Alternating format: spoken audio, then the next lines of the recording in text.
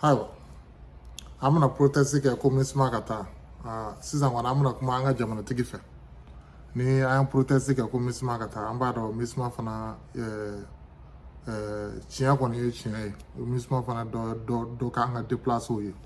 Donc u ye an ka les familles déplacées parce que kɛlɛ kama o ni fɛn ninnu, donc minnu ka suyɔrɔw jenina o ni fɛn ninnu, les déplacés u y'u sago don olu la. An fana bɛ u ye kɔlɔn sen ka matériel d'agriculture di mɔgɔ dɔw ma.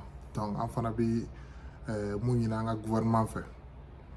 N b'a dɔn an ka gouvernement parce que an ka fanba taalen don armɛw la.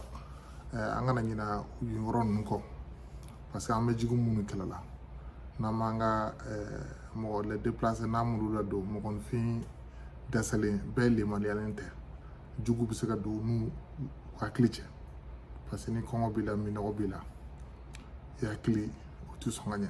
Donc an kana ɲina olu kɔ. An bɛ o de ɲini an ka jamanatigi n'a ka gouvernement.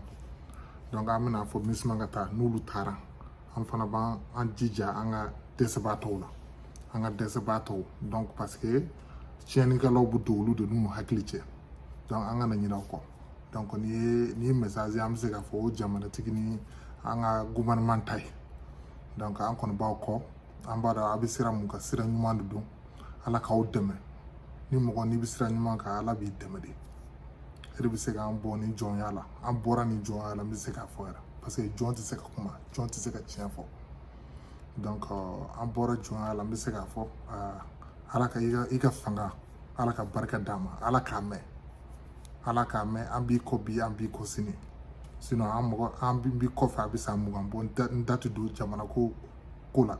Sisan n b'a dɔn an bɔtɔ don jɔnya la parce que o nisɔndiya o n'o supporteli an b'i kɔ Asimi fo ka taa sa.